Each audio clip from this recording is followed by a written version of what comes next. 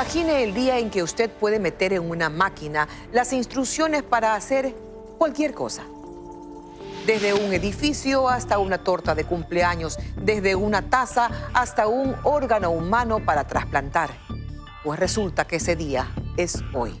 Todo eso es posible gracias a las impresoras 3D, una tecnología que no es nueva, pero que recién empieza a masificarse y que anuncia un cambio tan profundo que muchos la llaman la cuarta revolución industrial.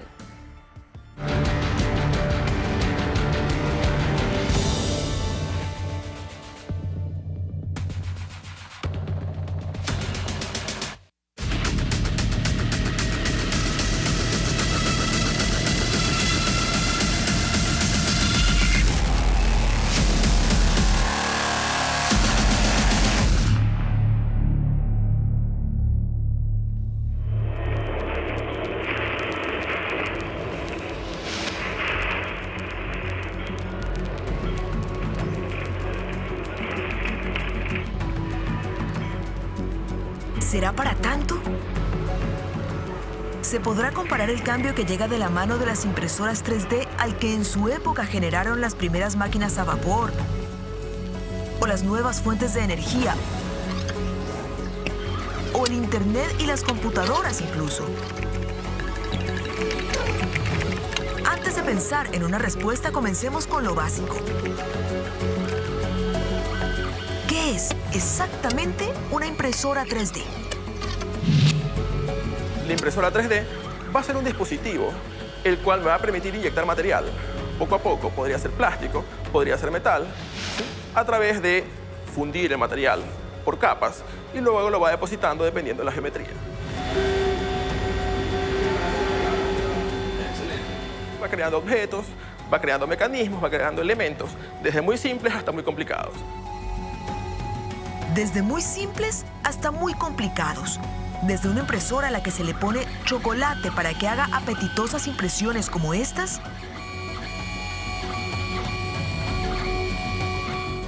hasta otras a las que se les pone cemento para que hagan puentes o incluso edificios y casas.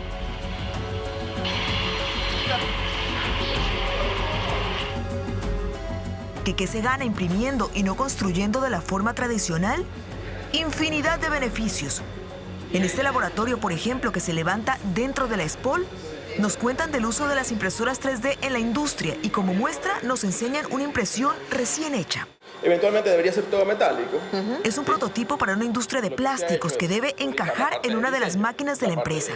Como es un prototipo, muchas cosas tendrán que ser modificadas antes de hacer la pieza definitiva.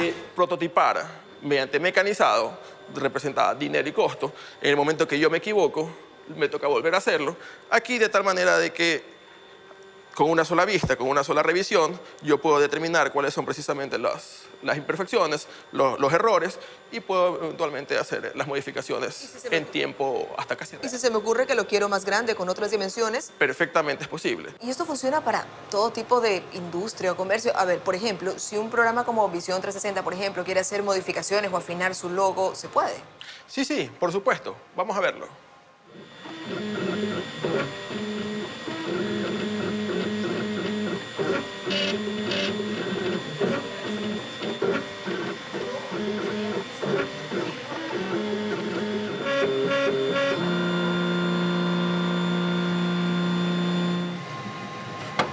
Y eventualmente aquí tenemos el logo terminado. Y si ya con esto estaba sorprendida, imagínense después de que me mostraron esto. Este equipo de aquí es un escáner 3D. Este es el equipo. Yo a partir de este equipo yo puedo obtener un modelo en 3D de cualquier objeto real. ¿Se puede escanear mi mano, por ejemplo? Claro, se puede escanearlo. Entonces el escáner lo que emite es un láser. ¿Ya? El láser rebota en estos puntos reflectivos y va detectando los distintos cambios en las superficies.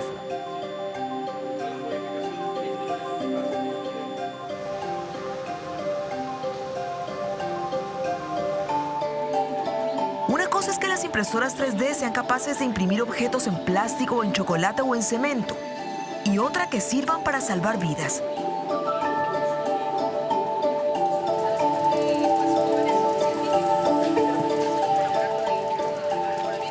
pues resulta que también para eso sirven. Gabriel Helguero es ecuatoriano, guayaquileño, y aunque lo vean dentro de un hospital y con bata blanca, no es médico, es ingeniero. Para hablar con él tuvimos que viajar hasta Nueva York, donde su trabajo literalmente está cambiando vidas. Este es el hospital de la Universidad de Stony Brook en Long Island, a donde el ingeniero Helguero llegó hace 2 años gracias a una beca de posgrado. Por ejemplo, ese proceso molestoso de la impresión. Si quieren la versión corta de lo que él hace aquí, les diré que cultiva células madre y luego imprime huesos. Y la versión detallada es más asombrosa aún. Hay un tipo de cáncer que es con el que nosotros trabajamos que se llama osteosarcoma. Este tipo de cáncer, por lo general, aparece en niños y adolescentes por la constante actividad celular que sucede en las articulaciones. Y aparece en el hueso. Sí, y aparece en el hueso, específicamente en el hueso, y aparece por lo general en la rodilla, ¿no? En los huesos que están alrededor de la rodilla. Un niño o un joven diagnosticado con osteosarcoma generalmente terminará en el quirófano para que el tumor le sea extirpado. El problema es que, como ese tumor está dentro del hueso, no es visible para el cirujano. Se ve el tumor en la tomografía o en la resonancia magnética, pero cuando el cirujano va al quirófano, abre al paciente, no tiene idea de dónde se encuentra, ¿no? Y eso puede, literalmente, cambiarle la vida a ese paciente. ¿Por qué?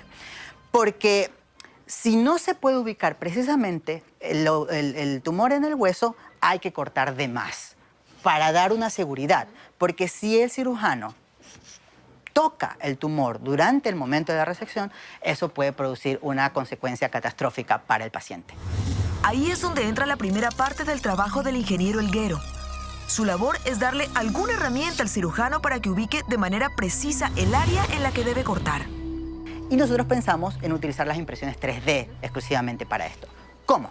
¿Qué es lo que hicimos? Una imagen tridimensional, y a partir de esa imagen tridimensional diseñamos una placa de resección.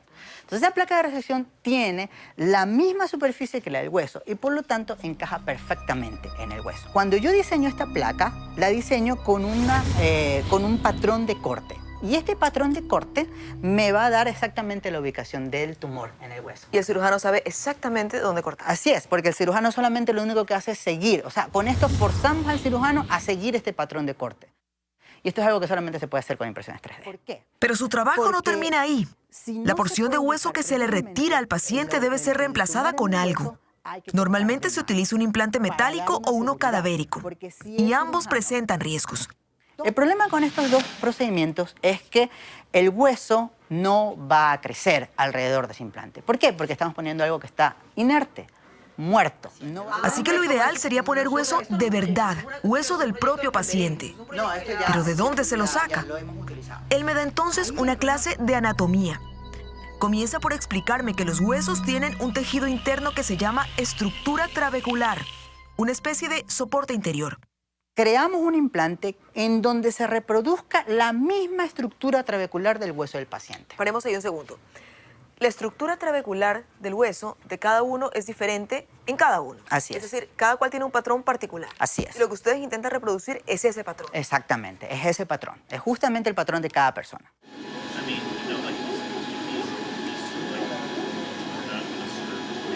Aquí ya tenemos la impresión terminada, ¿no? Estos son nuestras plaquitas, ¿no? En inglés, pues, les decimos scaffolds, que significa textualmente andamios, ¿no?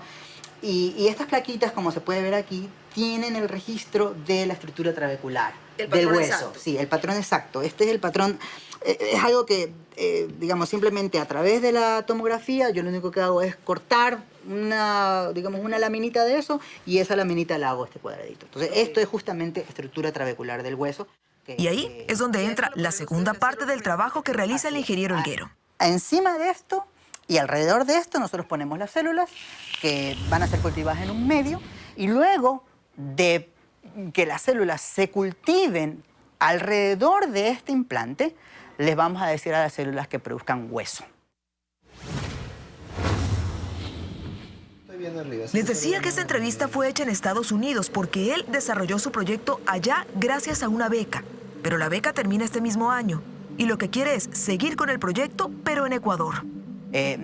no hemos pensado en crear una superimpresora que haga huesos. Hemos utilizado un simple y sencillo plástico que es ABS, obviamente un tipo de ABS que sea biocompatible con el cuerpo humano y que es barato, ¿no? Obviamente porque yo en ese sentido he pensado mucho en la realidad ecuatoriana. Y una impresora de ese tipo, ¿no? Que actualmente pues estará por alrededor de los $500, $600, me va a permitir a mí reproducir la estructura trabecular del hueso.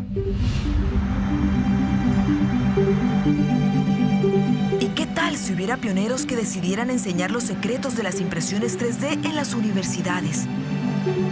¿Y qué tal si las escuelas de negocios vieran el potencial y abrieran laboratorios de impresión 3D?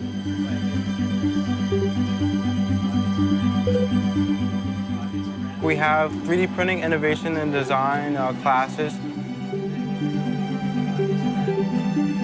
Estamos en el laboratorio que los estudiantes de la Escuela de Negocios de la Universidad de Montclair, en New Jersey, Estados Unidos, utilizan para aprender todo lo relativo a las impresiones 3D. Our goal is to revolutionize higher education, university education.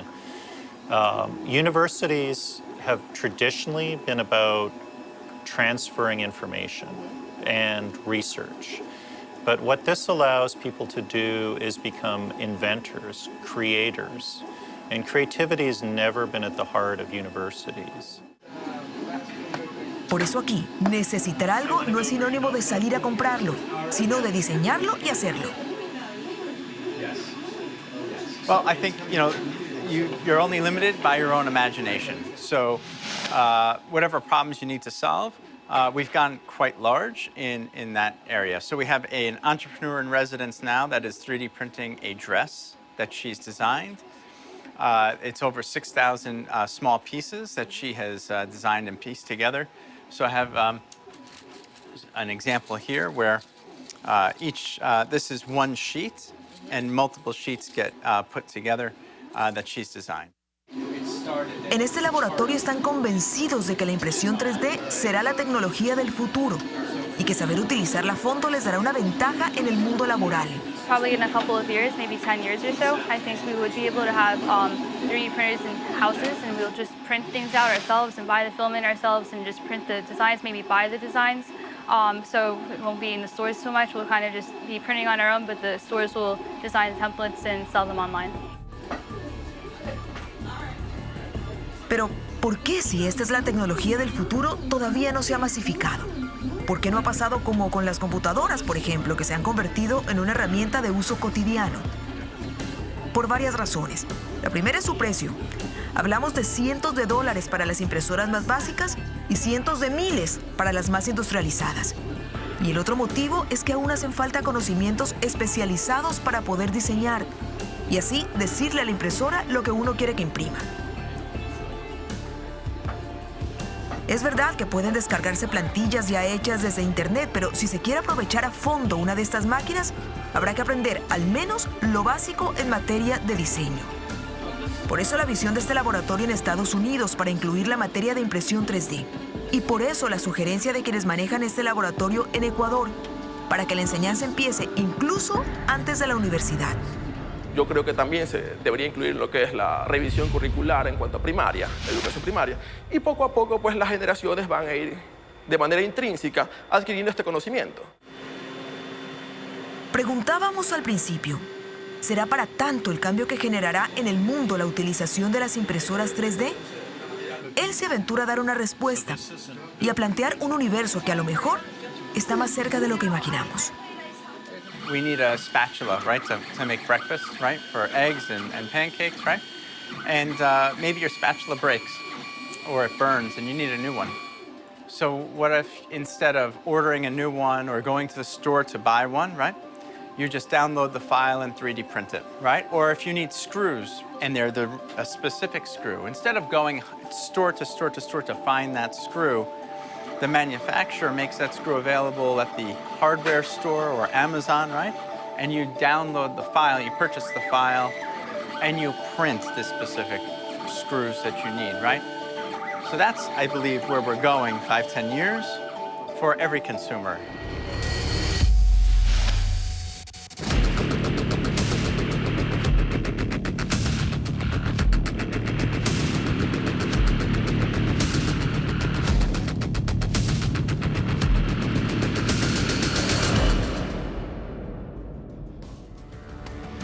enseguida, ¿por qué la UNESCO analiza la sensibilidad de las Galápagos?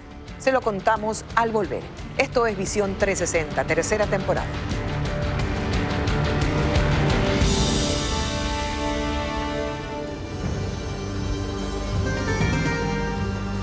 Las Islas Galápagos permanecen en un estado relativamente pristino, aunque la influencia de la globalización no deja de afectar.